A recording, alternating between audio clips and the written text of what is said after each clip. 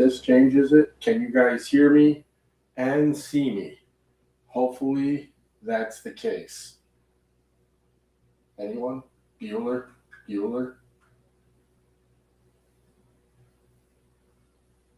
I gotta give it a few seconds because there is a delay here. So if you are in the chat, either on YouTube or over on Facebook, please let me know if you can see and hear me. Not hearing anything. Charles Wilson. Good evening. Oh, now Vincent says I'm loud and clear. Yeah, I switched. Hopefully that means that you guys can hear me now. I'm not seeing the sound on my. Wait a second. Something's up. Is my mic on? Hello. Let's try. Can you guys hear me now? Hello? Is that better? Oh, yeah. Much better. Now you guys should hear me even louder because I'm actually working off the mic I'm wearing instead of off my computer, which is 3 or 4 feet away. All right. So awesome. We got a good crowd building here. I am very happy to be here this week. That was not necessarily the case last week. I was supposed to be here last week. And hopefully you guys all got the message by tuning in to the YouTube or the Facebook channels. And what we found was the cable company has been upgrading our fiber in our neighborhood, and for some reason we were way overloaded last week, and I couldn't get enough to stream anything last week coming out of here. It was even on the monitor through the streaming service, it was just completely pixelated, so you guys wouldn't have seen a thing. So I do appreciate you hanging in there. Hopefully, if you're subscribed to the newsletter, you got an email letting you know that tonight was the night, and we are ready to roll. Kevin's here, so we can start. And yes, that sounds better. Good. All right. So welcome to No BS Woodworking Tuesday Tips. And tonight I am going to talk a little bit about offset turning as it relates to legs on furniture.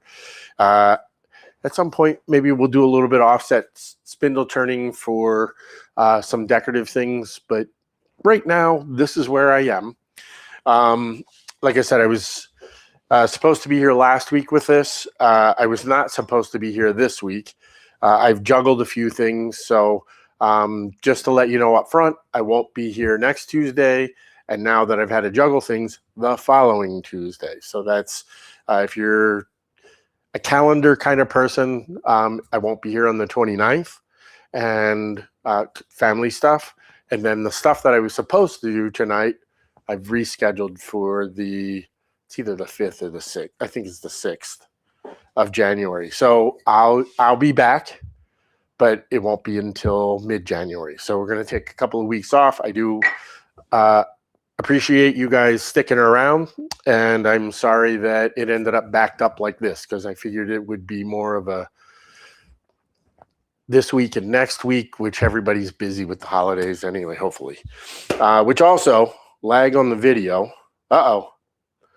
Hopefully not so much. I'm not getting any lag at all relative to my streaming service. So it's showing me that everything is flowing along. So hopefully that clears up for you, Troy. So where this entire episode came from was having done a lot of classes and a lot of shows and things with woodworking clubs and guilds and stuff over the years. I get asked all the time about, how do you make this kind of a leg? Do you do it all on the lathe? And when I tell them no, then I we talk about the fact that you have to turn the foot on the lathe, but the rest of this is band sawn out and then shaped with spoke shaves and things like that. And invariably, somebody asks me, how far do I offset the foot? And the answer here is none. I've not seen any period examples, maybe one or two, where the pad was offset in one direction or another, but the vast majority of them come through right on the center. And I turned this first before I saw this out. Now, that's not the leg that we're going to make tonight. This is because I want to talk about offset turning and show you a little bit about how I go about doing it. So this is turned on center while it is still, a 3x3, basically. And the reason for that is, and if I switch my camera there, it'll be easier. Hey, Barry. Awesome. Oh, yeah. Before I get too far, before I switch, last week, I was teaching up at Connecticut Valley School of Woodworking over the weekend, and then I spent some time Monday morning. I was at a client's house that I made stuff for years and years ago, who is an amazing woodworker on Monday. And he lives out on Cape Cod. So after I was done teaching at Bob's last weekend at Connecticut Valley, I drove along with the snowstorm up the coast and out onto Cape Cod. Stayed there over the night and then continued my journey in the morning out to his house.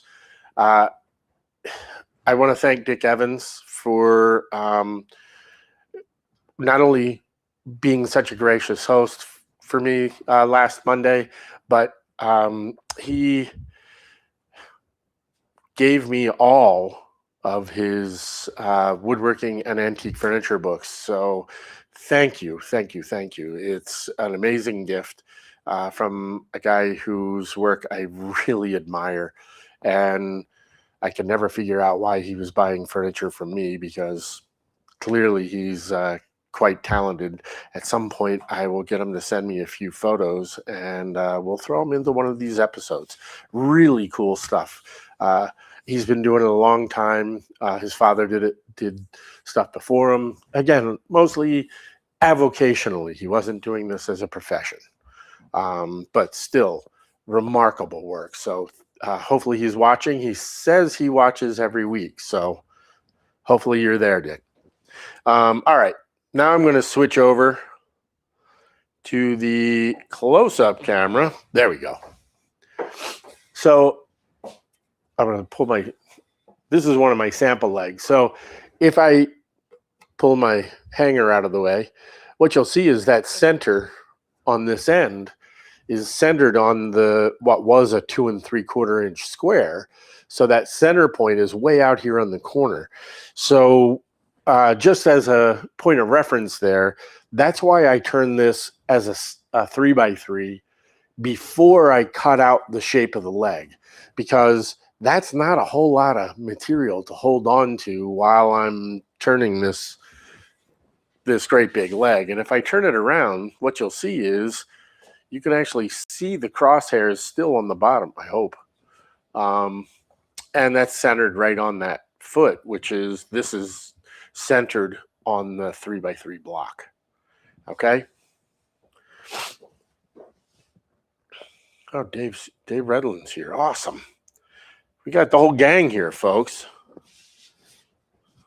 All right. So I'm going to put the cabriole leg out of the way, and what we're going to talk about and I've got a really short sample here because I didn't feel like setting up anything really long and I had a whole bunch of these blocks made from doing the woodworking shows. And what they are, I'm going to put it here and see if I can get that other camera to give you guys a good look at what I'm talking about here. Come on, change cameras. Thank you. All right. So if you guys take a look at this, and I'm sure you guys saw, if you got the email about this, I had put this piece up. This is the kind of leg that I'm talking about. This isn't cut out on a bandsaw like a cabriole leg. A lot of people will call this a cabriole leg, but it's just not. It's a tapered leg with a pad foot. So the way you do that is we draw in our foot onto our blank here, and I brought in my ankle till it was down around 3/4 or 7/8 of an inch, and then I brought the taper up and ended it up here where I want my square stock to be. So as I go through the process here, you're going to see all of this is going to come into play. The other thing I did, pardon me, once I established how thick I wanted that ankle to be, I found the center of that point. And then what I did was I projected up on this end my center point up to the face and connected those two dots and drew a center down my leg. Now, if you guys look here where my square stock ends, and I'll see if I can zoom in a little bit, give you a better look, because I have a zoom thing, you know, a remote control. You would never know I ever worked with words for a living.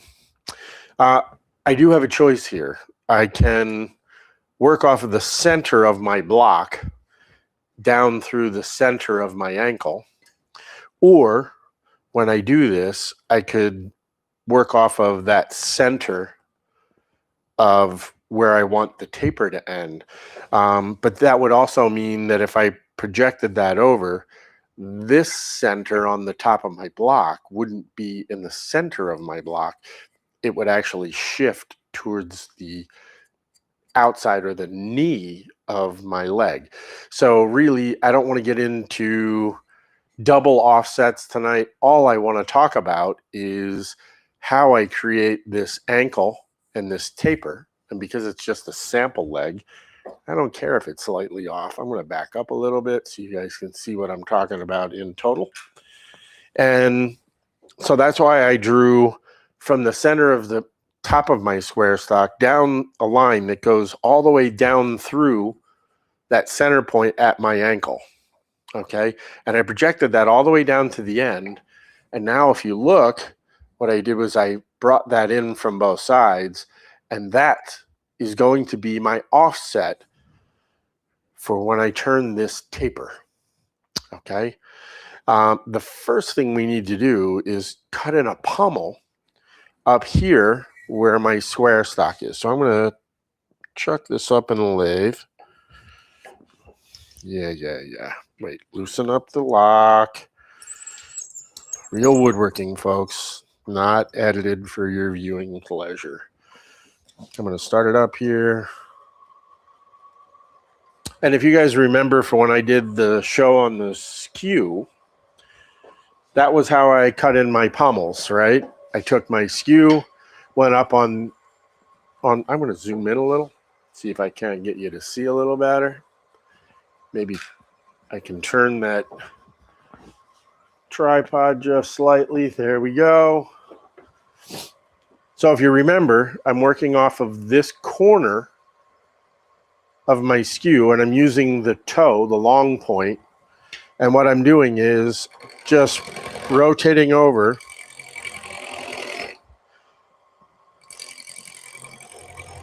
and coming down to my square line. And what I want to do is get down to the point. Don't catch on camera. Don't catch on camera. Don't catch on camera. These guys will cheer. So the only thing I'm doing is piercing that outside surface so that I know I'm all the way around. Let's, good enough. All right. So you guys can see I've gone all the way through. There are no spots where I'm not piercing through one of the flat surfaces. So at this point, we're going to start by turning the taper on that leg. So what I want to do is recenter just the foot. Like I said, we could do a double offset here to make things a little bit easier, but to make things a little more mathematically correct. But I'm not really, it gets more complicated by doing that kind of nonsense. So what that means is, as you can see, I have to move. Well, you can't see it because that stupid camera's on the wrong damn side. I'm sorry. Better? No, because now you're looking at my wall. Let's come down. Let's go here and widen up that shot just a tiny bit.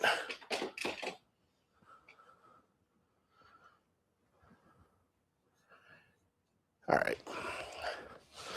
So if I rotate this around, what you're going to see is I had my tool rest in here. If I left it there, it's going to take the toe off of that block.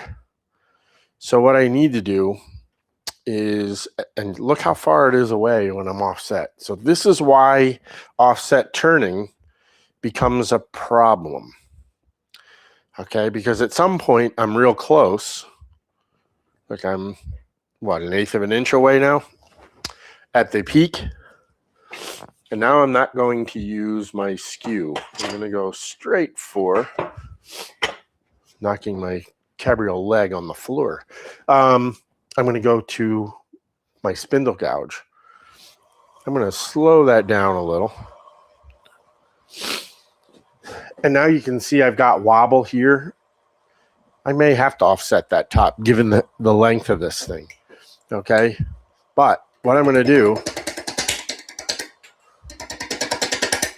is start with my gouge almost perfectly vertical. I mean, you guys can see both sides of that flute facing you perfectly, right?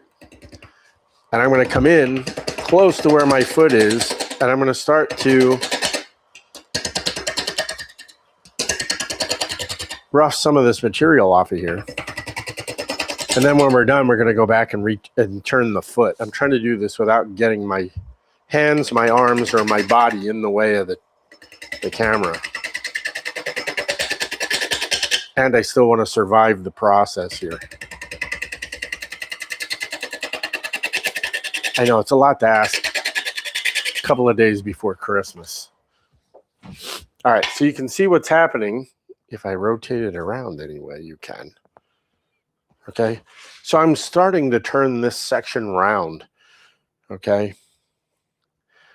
But clearly I've got, and if we look at my drawing there, you know, I've still got 7/16 of an inch to get all the way down to my diameter. And then I'll flow it in up at the top.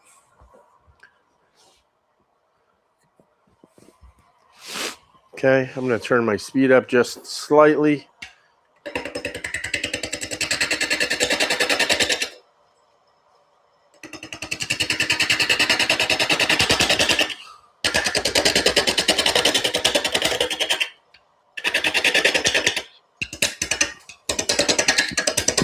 Let's get rid of a bunch of that stuff hanging out there that keeps flopping around.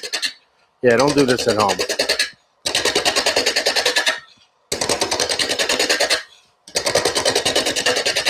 Actually, if I bring the camera over here, I'm wondering if you guys can see what I'm seeing. I'm going to turn that screen around, bring it in here. Obviously, I won't be able to. Yeah.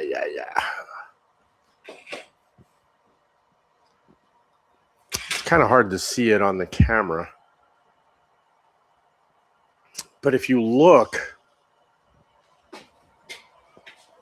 like right in through here, you can actually see where the wobble disappears, and there's a continuous line on the top and the bottom that's going to show you what that taper is. Again, it's kind of hard to see on camera. So if I put my finger along that line, you can see it the point of my finger is right there. And you can see I'm moving farther out as I go up. Same thing here. It's right above my finger there, where you're getting a view of the actual diameter at both ends and the nice straight line that I'm going to create, hopefully, as I turn this wacky thing. All right.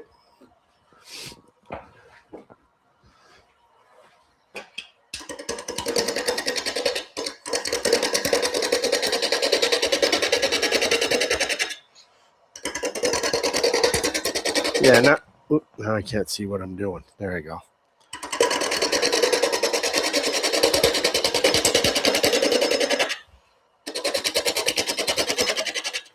And I'll show you here how this thing is progressing.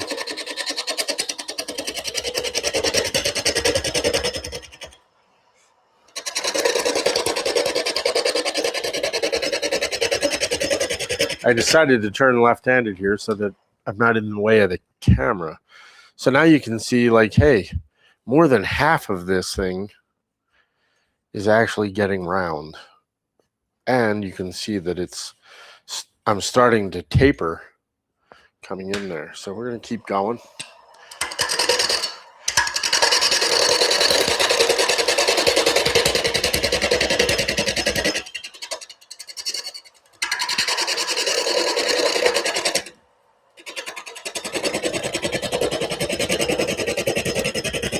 I figure if I turn left-handed, I'm not putting my hands in front of the camera, but then if I screw something up, I can blame it on the fact that I'm turning it left-handed.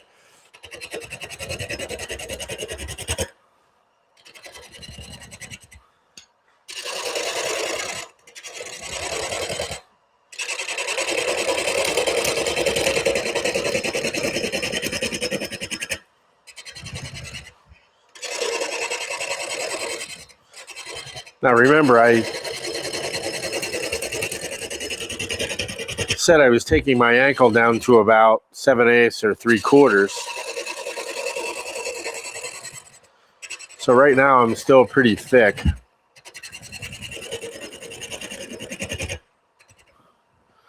But I'm getting a lot closer. Okay. And there you go. You can start to see I'm starting to pull off of that back corner now.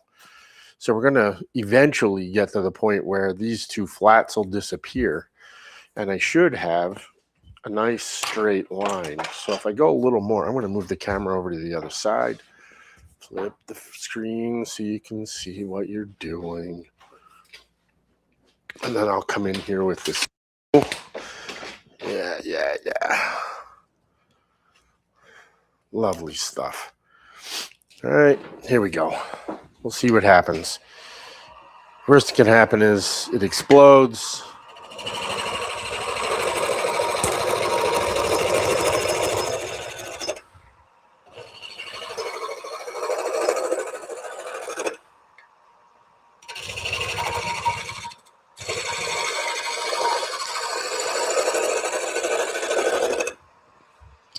So now you can see I'm almost completely round. I got a tiny little bit of flat there, tiny little bit there. Doing pretty good on this.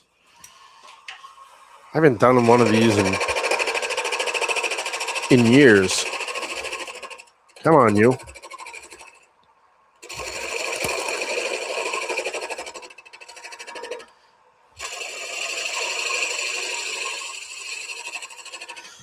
And you're gonna see why I might have to.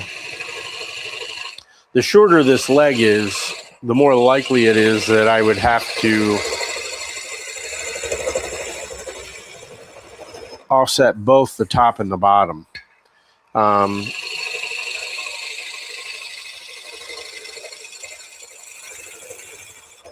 Because even minor changes here, I mean, you can see here, I'm digging in a whole lot more on that front than I am back here.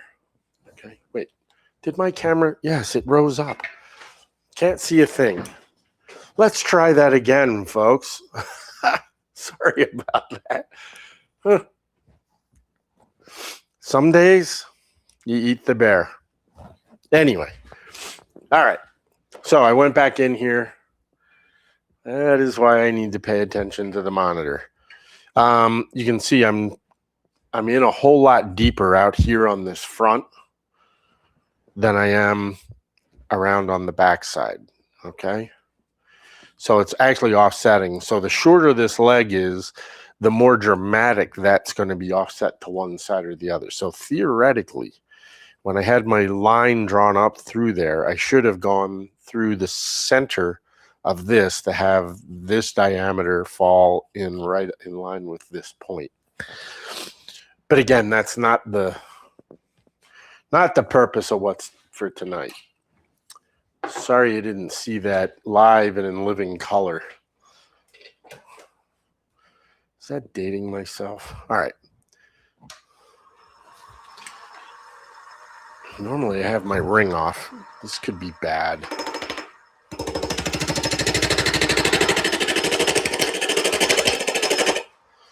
The other thing you want to do is you want to go at this nice and slow.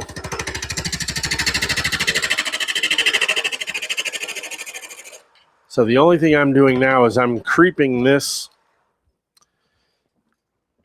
You can see I've got to creep this line down until I get down to my point there. So what I could do, if I was halfway smart, which clearly that is not the case tonight, is I could square this line across, square.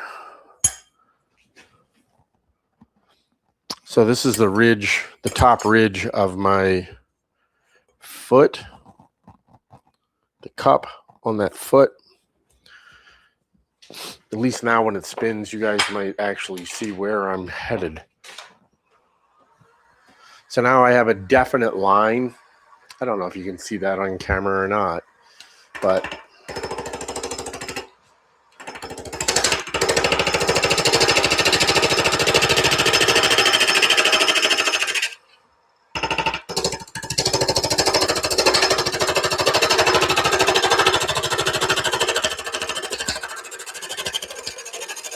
oh yeah, we're having fun now.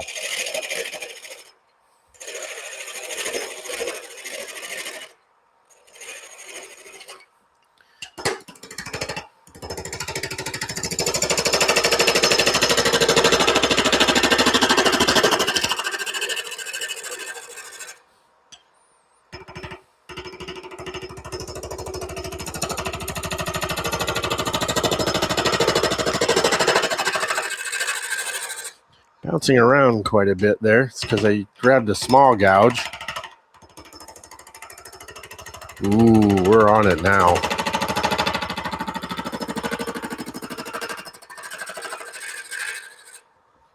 All right, let's grab that skew.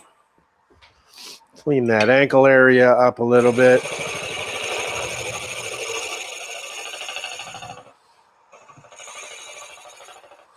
Good enough. Much more better. All right.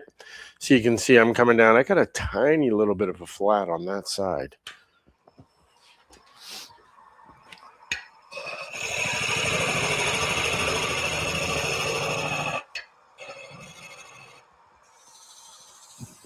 It's a lot smaller now. And I think I'm going to leave it because that would sand out of there when I go ahead and do this. All right. So really, hopefully the camera stays where it's supposed to. So now the best thing to do is pull that off and go back to the very center of the original square stock. I don't want to crank too hard on my tailstock because now it's going to start to flex that thing. And now we'll just make it round. Let's readjust my tool rest. I already did all of that nonsense out there.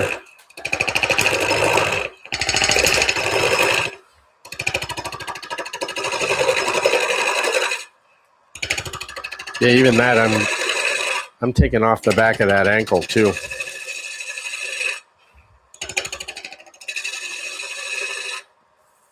Almost there. Awesome. Okay, you can see I'm back up into that ankle a little bit and it's getting kind of thin. I could offset that again, but what you're going to see is, and again, a lot of this is because it's so short. If this was a 3 foot long leg, these slight off center, it wouldn't have made as much of a difference. Okay, but you can see right now I got nothing to grab into there on that tailstock, with the tailstock. So I'm going to leave it, and we're just going to turn the cup, and then I'm going to talk to you guys a little bit, and we'll wrap it up for the year. Oh, let's move that tool rest over.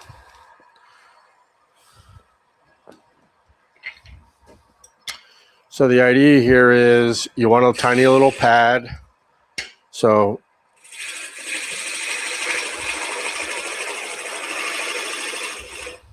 cut in, turn my pad, put a little chamfer on there.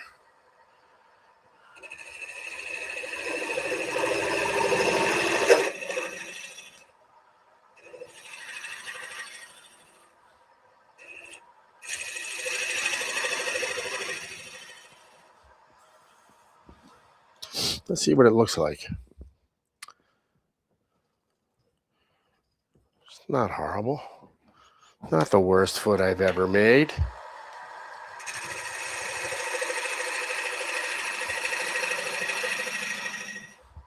I'm going to make that pad a little smaller.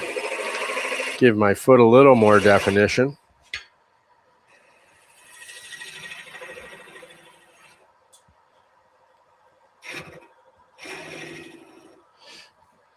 And by running a slight chamfer onto the bottom of that pad, what happens is when this thing inevitably gets dragged around on the floor, and there's no reason this should ever get dragged around on the floor, because I'm probably going to go in the burn pile after this.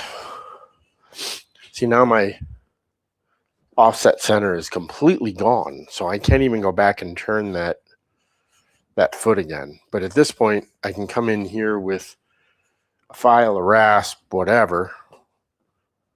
I'll back up the camera a little. No, well, not really to back it up, but widen up the shot there. Maybe we'll just take the camera back around the other side and let you look at it that way. Why? Because I want to. All right, let me see if I can switch cameras here real quick so that your guys aren't getting all seasick as I move around.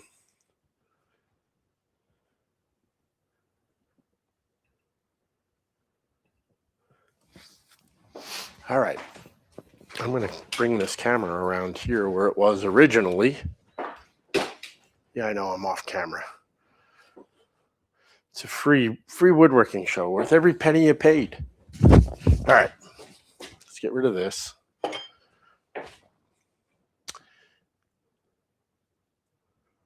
All right, I'm going to go back to the other camera, and we'll take a look at that foot and that leg. So now you can see I've got a nice taper on there. I've got a pommel at the top. I could clean that up a little more. And I've got a little chattery top of my pad foot on there, but it's for, I don't know, how long was I turning? 15 minutes? 20 minutes? I don't know. You guys couldn't even see half of it because you're looking across my shop. So you can see it's not quite the same thing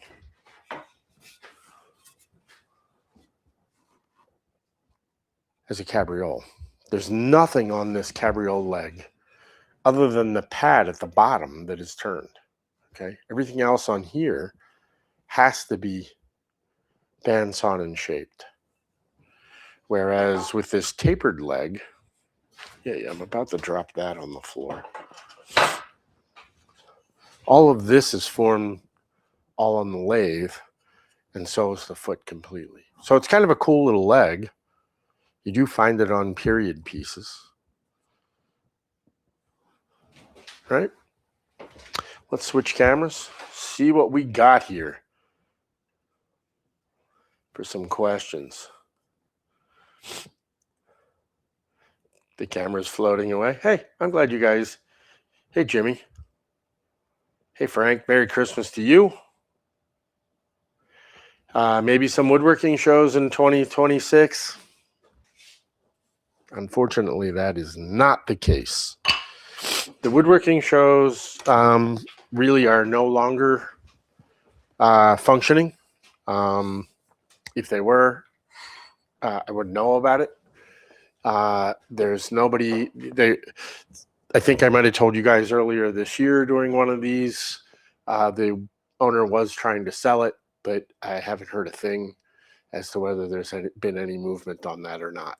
So as of right now, nothing. I wish there were, although, you know, I wouldn't. I certainly don't miss airports or hotel rooms or the insides of venues. But I do miss seeing all of you guys in person and being out there interacting and answering questions for woodworkers. So I've scheduled some classes and stuff. I am looking into, I don't know if you guys know it or not, but in February, Lee Nielsen's doing, each week, they're going to be doing a different hand tool event in a different part of the country. I'm sure you'll hear something soon if you haven't already. And I am trying my best to figure out how to get to all four of them. So we'll see what goes on with that. Let's see what other questions you guys have. Not very many here. Camera's floating. Yep, cameras move. Doug Smith. Hey. Sometime in the future, would you discuss or demonstrate the hollow chisel mortiser? Certainly. No video never happened. Right. Thanks, monks. Just what I need from you. I'm going to move my computer a little to my left so that I'm here. Is the wood here poplar? Yes, that wood is. Wait, where did that come from? Oh, it's popping up on my screen. I don't want to show that on the screen. How do I turn that stupid thing off? There we go. Sorry about that. John, yes. Is this the way they would have made this leg foot in the 18th century? Yep. They would have done it on a lathe, and they would have just had human, water, or animal power, most likely human, because you feed, clothe, and educate them. So why not put them to work to operate the lathe? So yeah, they would have, I mean, or you have a spring pole or something like that to get this thing turning the way you want it. I was actually turning way faster than I probably normally would. But yes, they would have done it pretty much the same way for this tapered leg with a pad foot on it. They would have turned the pad foot on the cabriole leg and sawed those out, or they might have sawn the bulk of it, left the top section relatively square so that they could put it into the drive center, turn the foot, and then finish the square stock up there. So, and the wood here is poplar. Once again, these were, I had made up a whole bunch of blanks. The last year, 24, it still is 25. So in the beginning of 24, we went out on the show circuit. I believe that was when I did tapered legs 3 different ways. So I had made up a pile of poplar blanks that are, I don't know, what are they, about a foot, 13 inches long, like they're 1.5 inches, 1.5 square. And the idea was I had a whole bunch of different ways that I would show how to make tapered legs. Table saw, joiner, bandsaw, which we can do that sometime too on here. So not a bad thing to mess with. 3 different ways to make tapered legs. 4th way You could turn if you wanted a cylindrical tapered leg, you could do that. It's also, the weird thing about it is, if you guys really look at it from the front, it's only tapered. It's tapered on the two outside surfaces. The inside surfaces are relatively straight, so those legs are going to look a little bow-legged when the table or stool or whatever we would turn this into, because they would be leaning in a little bit. Yeah, in fact, why don't we do something in January on tapered legs? There's a whole lot that I like to talk about that. But yes, this is how they would do it. I saw Brian asked, would this have been from a particular, or would this have been particular to a certain region? And the answer there is, I've seen these types of legs pretty much everywhere. I mean, you see them on some New England stuff. You see them in Mid-Atlantic stuff. You see them more readily. You see them on some Southern stuff. But at least I have. But pretty much everywhere. So, and they're not necessarily, they weren't done too often in the city centers. That one that I showed you as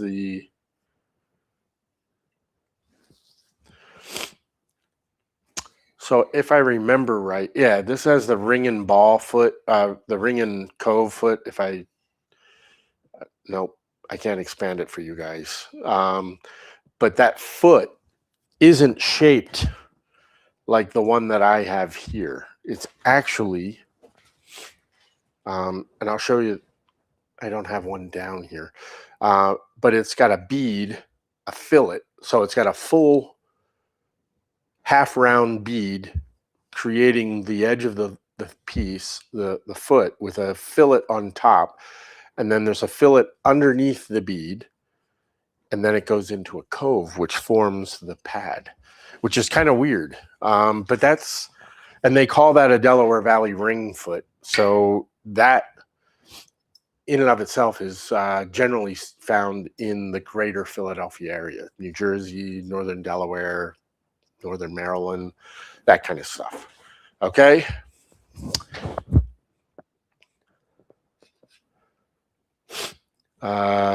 Interesting, belonged to several turning clubs for years. No one ever turns for furniture.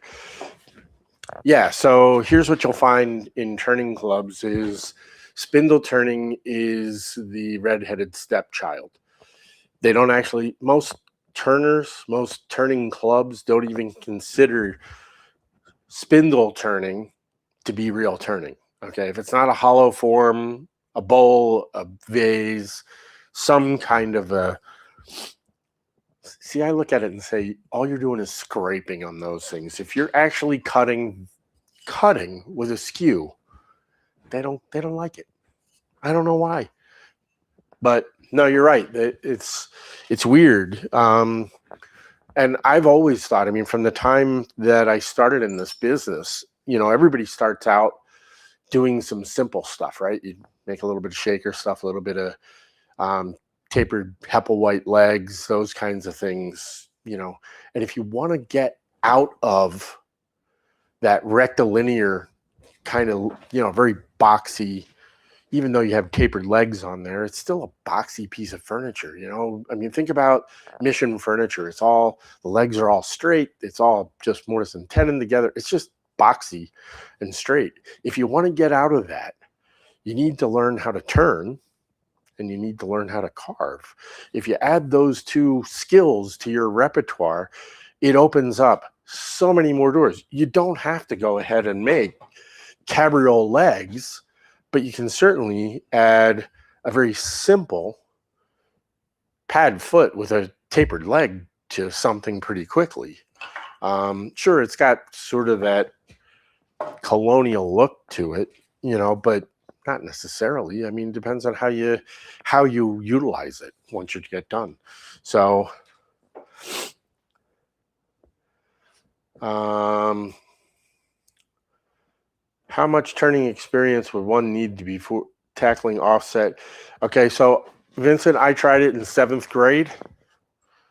The minute I saw this stuff done, I wanted to go in and try it.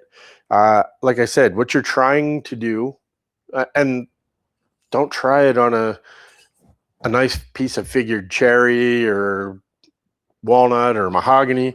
Grab yourself some scraps and get in there and try it.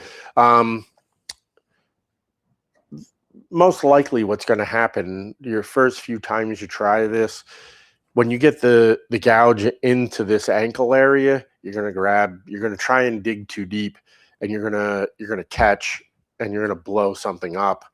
You might throw the leg off the lathe, those kinds of things. So make sure you're wearing eye protection, face protection, although 90% of the time it's going to go away from the tool. But I have seen it climb. I remember doing a bed post when I worked at Irian Furniture, and for some weird reason, the end was not very solid, and I was turning something, and the piece, the 5-6 foot bed post, came off the lathe, climbed the wall, hit the ceiling and rolled. I mean, it was spinning. Climbed the wall, across the ceiling and down, and it landed about 10 feet behind me and whacked the table saw. The base of the table saw, not the blade. So, something small isn't going to have a whole lot of force. If this thing cuts loose, most likely it's going to go away from, you're applying force in this direction. So for every action, there's an opposite and equal reaction. So if it cuts loose, most likely it's going to bounce away. There is a slight likelihood that it could grab and throw it up at you. Again, that's why you want to wear face protection, eye protection. Make sure you're following the safety rules. All right. Keith wants to know about any chance of a T-table class in 2026. Yeah, we might be able to work something out for that. And I'm not sure what the name is there, but last of 1953. Merry Christmas. Merry Christmas to you and your family. Thank you. Charles Wilson. That's because they were afraid of skews.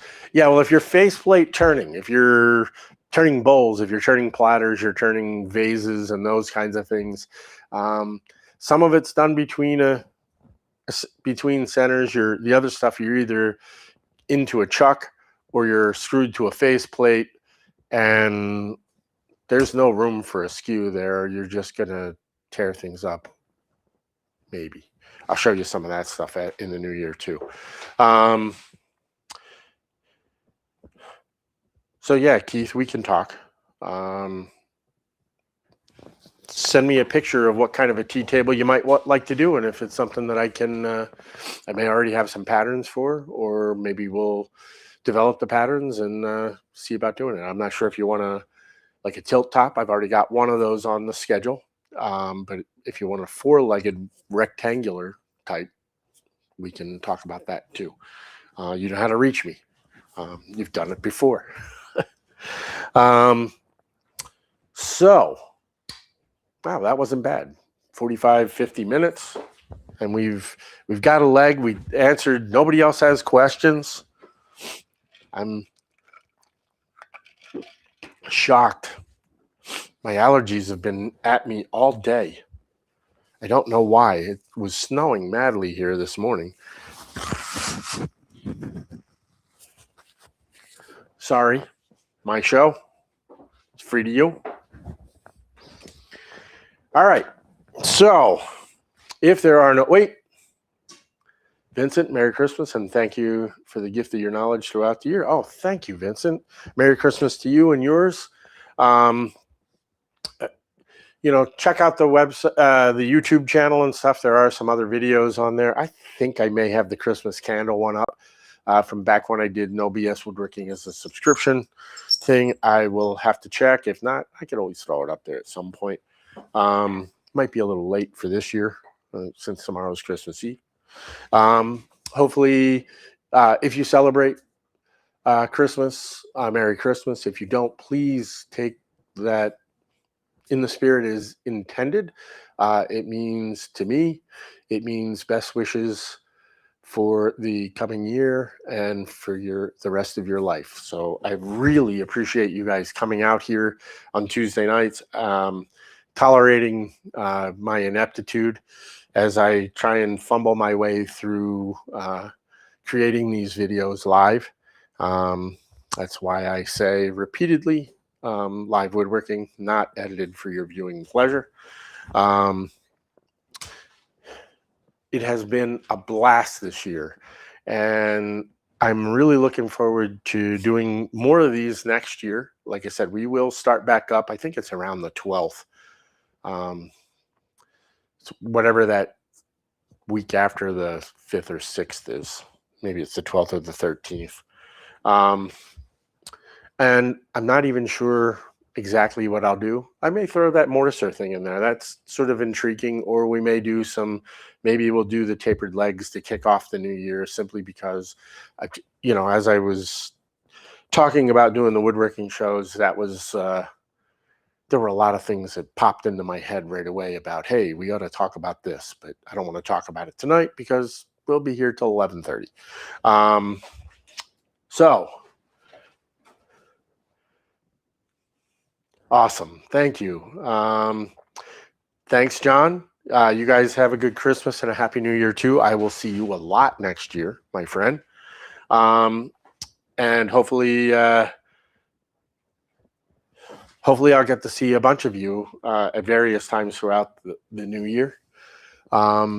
If Dick Evans is out there, thank you so much for the gift of all of those tremendous books on 18th century furniture and on woodworking. I've got about 3/4 of it already stashed away into the office library here, where the students who come for classes will be able to gain a little bit of access to them. And now I have to figure, and I pulled out some of the things that I have as duplicates. I pulled out some of mine off the shelf and put some of yours on, swapping them back and forth. So there may be some door prizes for people who are here in the early part of the year. It's awesome that you guys come out here. Hey, Skip, how you doing? Merry Christmas, my friend. I am glad you guys choose to spend your time with me, and I am so utterly humbled and I'm beyond grateful that you guys come here and tolerate me every week. So I do appreciate it, and I wish everyone the best holiday and the happiest and healthiest and most profitable of New Year's. So I hope you guys are all happy, healthy, and your life continues to bloom. So I really, truly, whoops. Oh, you and your family. Yeah, Skip, I got that. I truly hope that you guys have a wonderful new year and everything goes your way. And if you have ideas or things you have questions about woodworking, please send them to me. If I can work them into these shows, I certainly will. So I appreciate it, and I will see you in 3 weeks. Not next week, not the following week, but the following. So if you've watched all the way to this point and you've tolerated the last 10 minutes of my babble, and you are not watching it live, if you're watching it post live on YouTube, please go down there and hit that subscribe button. It really helps me out a lot. Hit the like button and ring that notification bell, because you really don't want to miss any of this. So thanks, everybody. Everybody have a good night. I will see you in a few weeks. Thank you.